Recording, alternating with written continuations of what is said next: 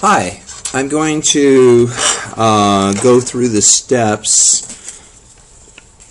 This is just off the top of my head here, so forgive me, but I have no preparation, I have no outline. I'm just going to go through some of the basics of getting Audacity and doing a simple recording, and then, of course, posting it either to the announcements section, or you can, once you get this, you can put it into assignments. But what I do is, in order to get, you're going to have to record yourself if you want to make announcements. I don't type very fast, so I use this quite a bit. I talk to my students.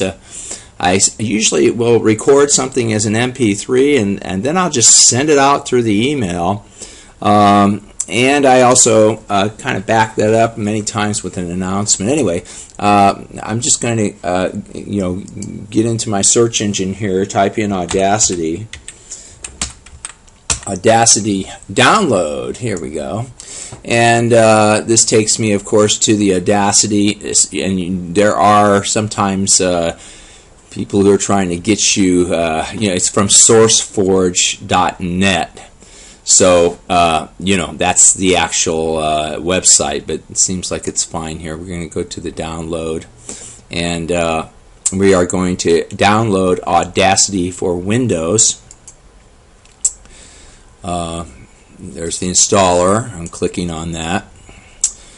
And then, of course, you download it, you install it, and notice here that we had installed the LameLib MP3 encoder. Here's where I would save the file, of course, and I've already got Audacity, so I don't have to install it again. And so that was that part. When I start a recording, you will, after you install the software, you go to Audacity. And you double click on Audacity, and it should bring up a. I'm going to minimize this. Here's what we saw here, right? And this is the screen where you record. And if you just record something, this is very easy to use. You've got the stop and you've got this. I'm sorry. So this starts the record. This is where you stop, and this is where you play, of course. So, I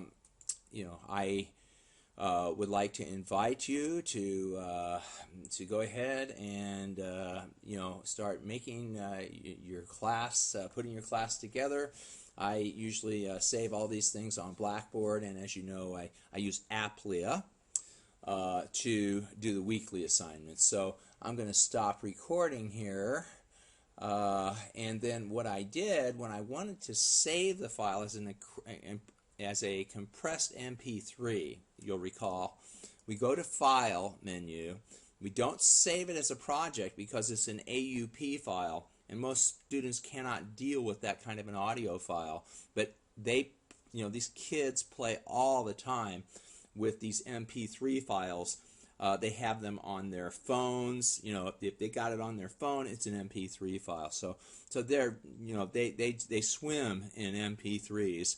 So that's what I use when I export. You'll remember that we had to pick the MP3 out of the list, and then I save them in a certain file for different classes, and you'll do the same thing, I'm sure. But remember, when we tried to save it, it was looking for LameLib, okay, and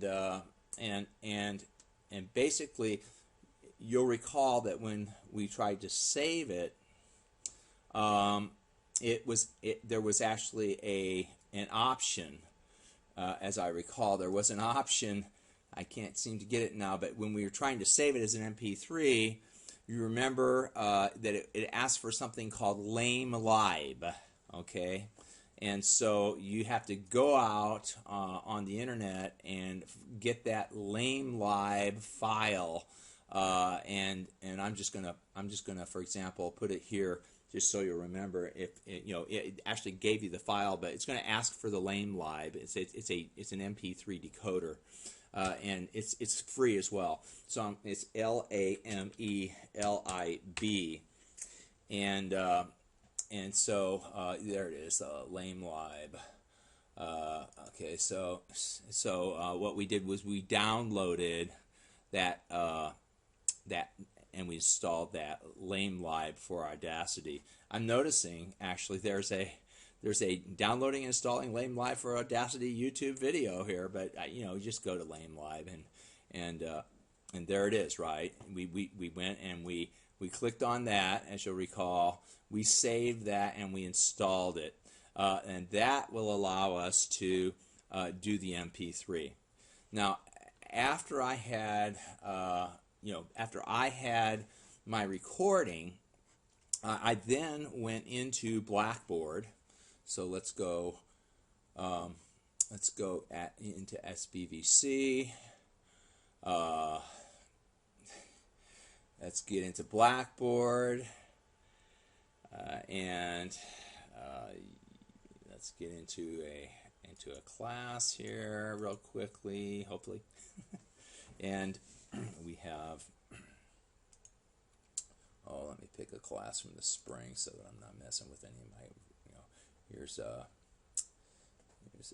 spring class where I made an announcement, and here we go. Again, I go into announcements, or you can put it in content if you want to. In an assignment, you can actually do this, right? But just about anywhere, you can go into your content. You can go into your content. You can when you're building content. Usually, what I do is I make it an item. There are, you can do web links and stuff like that, but I just basically go ahead and I make it an item as I'm building content. You can see, right, and basically, this is my demonstration, and then here is when you're inserting stuff, you could insert a file. You can record from webcam and again, that's if you want them to see you. I notice these kinds of files can be pretty big, and you have to have somewhere to store them. But the easiest way to, I think, get in touch with the students without typing a lot is right here, insert embedded media, right there. Okay, and this is what we did this afternoon, as you recall. And I just leave it as Flash because everybody has Flash. And if they don't, it's a free download. And if as soon as it comes up, it's going to say, oh well, you need Flash, or you need the whatever software you're going to need. iTunes, right, is another one. But it's basically most students can deal with this fairly easily, and it's a free download. So anyway, they're going to have it on their computer. I'm going to browse my computer and look for, I know that I've got an audio file. I'm keeping some audio files. Let's see here, and let's see, maybe in here. And here we go. I got a bunch of files here. So there's a macro topic that I've got that I've done an MP3 podcast on. So I'm going to just go ahead and double click on that. It's loading that particular audio file. It's been saved as an MP3, of course, as you could see. And then, well, that's a pretty long one. Come on. Still waiting for it to load. And after it loads, we're just going to double click on the insert. Well, that is a long MP3. And as I said, I usually keep these around about 10 minutes is good. Okay, now it's finally loaded. And you can do this in the announcements page, or you can do this, as I said, in the content area.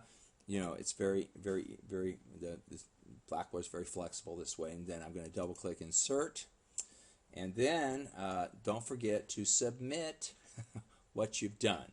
Now also you could attach a PowerPoint file here, or some kind of an illustration. A lot of times I'll like I said, if the students don't have the books, or if they don't have it right there, you might want to scan it onto a scanner. Any kind of visual material or a PowerPoint would go right here as you're talking to them.